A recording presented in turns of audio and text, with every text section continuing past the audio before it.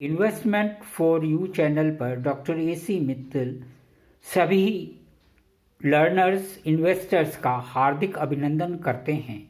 हमारा उद्देश्य ऐसी स्क्रिप्ट्स के बारे में देखना है जो भविष्य में क्या पोटेंशियल रख सकती हैं, आपको किस तरह से मल्टी बैगर कॉन्सेप्ट आपको दे सकती हैं, और इसके लिए आपको स्क्रिप्ट काफ़ी समय पहले आइडेंटिफाई करनी होती है और उसको करने के तरीके अलग अलग होते हैं, और उन्हीं मेथड्स को हम आपके साथ डिस्कस कर रहे हैं। आज की हमारे पास है रीबा टेक्सटाइल लिमिटेड, जो कि बॉम्बे स्टॉक एक्सचेंज पर लिस्टेड है, जिसका BSE कोड 53192 है, और ये अदर टेक्सटाइल प्रोडक्ट सेगमेंट में लिस्टेड है बॉम्बे स्टॉक एक्सचेंज पर। रीबा टेक्सटाइल लिमिटेड बेसिकली टेरी टॉवल्स का मैन्युफैक्चरिंग करती है और उन टॉवल्स का वो एक्सपोर्ट करती है। एक छोटी कंपनी है, छोटे इक्विटी बेस की है, पर उसकी पोटेंशियलिटी के बारे में हम आइडेंटिफाई करना चाहेंगे। तो अब हम शुरू करते हैं। शुरू करने से पहले मैं सभी से ये कहना चाहूँगा कि आप जो है चैनल को सब्सक्राइब कीजिए, लाइक कीजिए और अपने फ्रेंड सर्किल में और इन्वेस्टर्स के साथ शेयर कीजिए, जिससे वो भी स्टडीज़ का लाभ उठा सकें। हम लेते हैं रीबा टेक्सटाइल लिमिटेड को, जिसका कि करंट प्राइस कल यानी कि 3 नवंबर का 72 रुपीज़ प्लस में था, जिसकी कि फेस वैल्यू क्या है, 10 रुपये। ठीक है, अब इस फेस वैल्यू पर बुक वैल्यू को आप देखिए कितनी है, 88 रुपीज़ है, और करंट मार्केट प्राइस क्या है, 72 प्लस में। एक बात। दूसरा कि अगर इसका शेयर कैपिटल देखें तो क्या है, 10 करोड़ से। रिजर्व्स कितने, 72 करोड़ के हैं। मार्केट कैपिटलाइजेशन 74 करोड़ का है। अगर सेक्टर की PE की बात करें तो वो 25 है, और कंपनी की PE की हम अगर डिस्कशन में लाते हैं, आप बॉम्बे स्टॉक एक्सचेंज की साइट पे चेक कर सकते हैं, वो 9.5 प्लस या समथिंग होनी चाहिए करंट रिकॉर्डिंग के समय। अब यहाँ आप ये देखिएगा कि 9+ PE पर ये रेट है, तो 25 PE जब इस कंपनी का आएगा तो रेट क्या होना चाहिए, ये हमारा पहला प्रश्न। दूसरा, अगर हम इसका बीटा वैल्यू को देखें, जो कि रिग्रेशन लाइंस और रिग्रेशन कॉफिशिएंट से निकाला जाता है, तो वो क्या है, 0.91 है, यानी कि 1 से कम है। 1 से ज़्यादा होगा तो उसके अंदर वॉलेटिलिटी ज़्यादा होगी, फ्लक्चुएशन ज़्यादा होंगे इंडेक्सिंग के, जो स्टॉक एक्सचेंज के इंडेक्स के अकॉर्डिंग, और उसी के अकॉर्डिंग जो है आपको प्रॉफिट लॉस के डिफरेंसेस बढ़ जाएंगे। अब हम ये देखें कि ये जो रेट है, अगर हम 52 वीक्स हाई लो के बारे में बात करें तो ये है 30 रुपीज़ और 79 के बीच में है। तो करंट क्या है, ऑलमोस्ट स्क्रिप्ट कहाँ चल रही है, 52 वीक हाई लो, हाई पे ही चल रही है। अगर ऑल टाइम हाई लो की बात करें तो 6 रुपये प्लस में है और 132 तक गया है। 132 कब है, 17 में, नवंबर 17 में, और 7 रुपीज़ के करीब था अप्रैल 11 में। अब आप ये देखिएगा, अप्रैल 11 से आज 23 है, 2023 है, उसके बीच में कहाँ वैरी कर रहा है।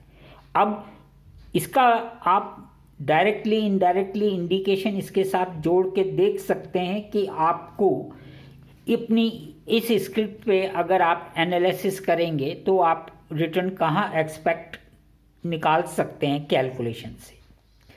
अब इम्पॉर्टेंट क्या है कि स्टॉक जो है अपनी जो बुक वैल्यू है उसका केवल 0.86 पर ट्रेड कर रहा है, जो कि एक्सट्रीमली कंफर्टेबल है। वहीं EPS देखें तो करीब करीब 7 रुपये प्लस में है। रिटर्न ऑन द इक्विटी की बात करते हैं तो और करीब करीब 10% के पास में है, जो बहुत ज़्यादा कंफर्टेबल तो नहीं है, पर हाँ देखा जाए तो एक अच्छी स्थिति है। Return on the capital employed को देखते हैं तो वो भी करीब करीब 10% है। इसका मतलब क्या है कि कंपनी जो कुछ भी अपने इन्वेस्टमेंट्स हैं उनको जो कैपिटल इन्वेस्ट की हुई है उससे रिटर्न लेने में, क्योंकि उस रिटर्न्स को यहाँ से भी निकाल सकते हैं, ऑपरेटिंग प्रॉफिट मार्जिन का डिफरेंस के भी जाके देख सकते हैं, कंफर्टेबल मिलता है।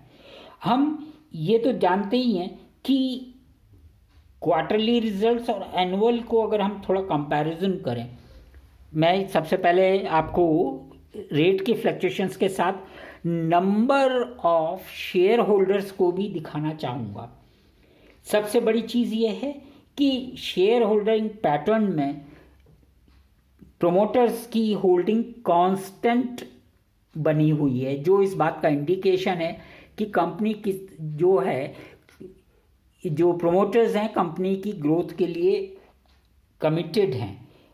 पब्लिक होल्डिंग क्या है, हार्डली 38+ है। अब यहाँ अगर आप देखिए कि अगर पोस्ट कोविड बिहेवियर में ही देखें तो जो नंबर ऑफ शेयर होल्डर्स कहने चाहिए वो कितने थे, 1100+ में, जो बढ़कर 22 में कितने हो गए थे, 5100+ में। और करंटली जो अभी जो शेयर होल्डर पैटर्न दिया है कंपनी ने उसमें करीब करीब 4000+ हैं। इसका मतलब क्या हो गया कि यहाँ से यहाँ तक नंबर ऑफ रिटेल इन्वेस्टर बढ़ गया, यानी कि रिटेल इन्वेस्टर के पास लिक्विडिटी चली गई, यहाँ पर लिक्विडिटी रिटेलर से कम हो गई। इसका मतलब क्या है, वो बड़े शेयर होल्डर्स के पास में शिफ्ट हुई है ये बात। अब अगर हम सेल्स की बात करें तो 2020 के क्वार्टर्स में 19 करोड़ से सेल बढ़ते बढ़ते बीच में 75 करोड़ प्लस में चली गई थी। करंटली क्या है, जो 51 करोड़ से, और नेट प्रॉफिट को अगर हम देखें, ये जून तक का है, तो नेट प्रॉफिट को देखें तो वो भी आप देखिएगा कि ये बराबर करीब करीब 2 करोड़ से नहीं, हाँ 1 करोड़ 1.5 करोड़ के बीच में ही वेरी कर रहा है। ऑपरेटिंग प्रॉफिट मार्जिन हो गया। अगर ईयरली आप देखें, ईयरली सेल्स बड़ी इंपॉर्टेंट इंडिकेटर दे रही है प्रमोटर की शेयर होल्डिंग के रेफरेंस में जाके, कि सेल्स 68 करोड़ थी 2012 में, जो 2023 में 243 करोड़ हो गई। ये डेवलपमेंट, ये इंडिकेशन है कि कंपनी किस तरह से ग्रो कर रही है। ये सेल बढ़ना और इतनी कम पी पर ये ट्रेडिंग वैल्यूज़ निकल के आना बुक वैल्यू के अगेंस्ट, आप कैलकुलेट कर सकते हैं कि आप इसका डायरेक्शन किधर ले जा सकते हैं। अब ट्रेलिंग अगर देखें, अभी तो और क्वार्टरली रिजल्ट्स आने हैं, तो ट्रेलिंग अगर देखें तो ट्रेलिंग ही 235 करोड़ पे पहुंची हुई है। तो आने वाले 2-3 क्वार्टर्स जो स्पेशली फेस्टिवल और यूरोप और वेस्टर्न कंट्रीज़ में भी फेस्टिवल पीरियड है, तो बट नेचुरली जो असेंशियल ये प्रोडक्ट है एक ह्यूमन लाइफ का, उसमें सेल्स बढ़नी चाहिए या नहीं बढ़नी चाहिए, ये आप देख सकते हैं। नेट प्रॉफिट भी अगर आप देखें 2012 में 1 करोड़ से लेके आज 7 करोड़ के करीब पहुंच चुका है। ऑपरेटिंग प्रॉफिट मार्जिन ईयरली देखें तो वो करीब करीब 8 और 9% है। इन रेशियोज़ को देखते हुए बहुत कंफर्टेबल है।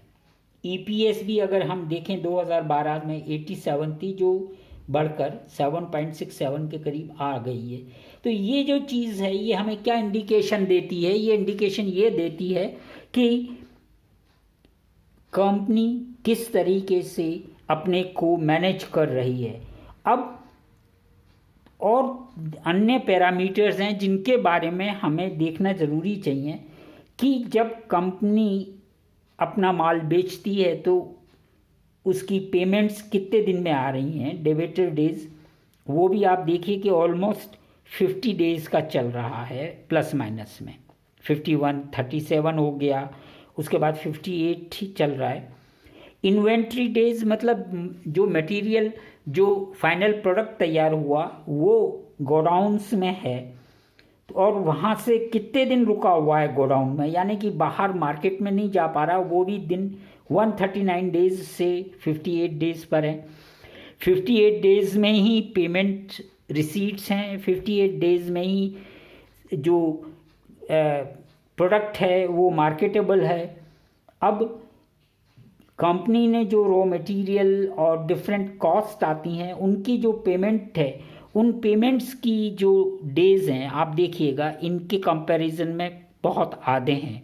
इसका मतलब कंपनी की इंटरनल फाइनेंशियल पोजीशन साउंड दिखा रही है कि वो कोई भी लायबिलिटी जो है शॉर्ट टर्म की उसको कैसे फुलफिल कर रही है। अब टोटल एक और फैक्टर होता है कि हाँ, एक कंपनी ने फिनेंस को इन्वेस्ट किया, प्रोडक्ट बनाया, इन्वेंट्री बनाई, इन्वेंट्री बना के उसको मार्केट किया, मार्केट करके फिर उसके पास कैपिटल रिटर्न हुई, तो ये कैश कन्वर्जन साइकिल बोला जाता है। तो 2012 में 167 डेज था, जो आज बिल्कुल उसका आधा है।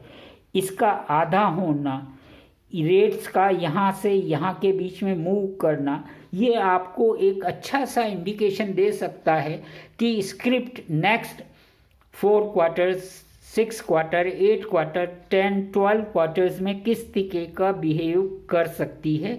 आप गैस कीजिए कि आने वाले कितने कितने क्वार्टर में कितना कितना ये स्टॉक प्राइस करेगा मार्केट में, मार्केट कंडीशंस को देखते हुए। वो आप कमेंट बॉक्स में दीजिए, जिससे हम लोग सब मिलके उसका डायरेक्शन देखने का प्रयास कर सकें। और यहीं पे हम इस स्क्रिप्ट को कंक्लूड करते हैं। और हाँ, एक और चीज़ है कि भाई इंटरनेशनल मार्केट में बिग हाउसेस को कम्पीट करने के लिए ये जो माइक्रोवेव सेफ और इको फ्रेंडली मैकेनिज़म्स हैं उनका इस्तेमाल करके इनके ऊपर प्रोडक्ट्स बनाए गए हैं, जो अपने आप में इंटरनेशनल मार्केट में एक कंपटीशन देने के लिए सफिशिएंट हो सकते हैं। आप एनुअल रिपोर्ट्स को देखिएगा, पढ़िएगा, वेबसाइट पे जाइए कंपनी की, और उसके बाद आप एक इमेजिनेटिव अजम्पशन बनाइए, इन्फ्रेंस निकालिए कि फ्यूचर प्राइस लेवल कंपनी का कितने कितने क्वार्टर्स में किस किस तरह से वेरी कर सकता है। धन्यवाद। पुनः आपसे ये कि वीडियो को लाइक करें, सब्सक्राइब करें और अपने सर्किल में इसको शेयर करें। Thank you.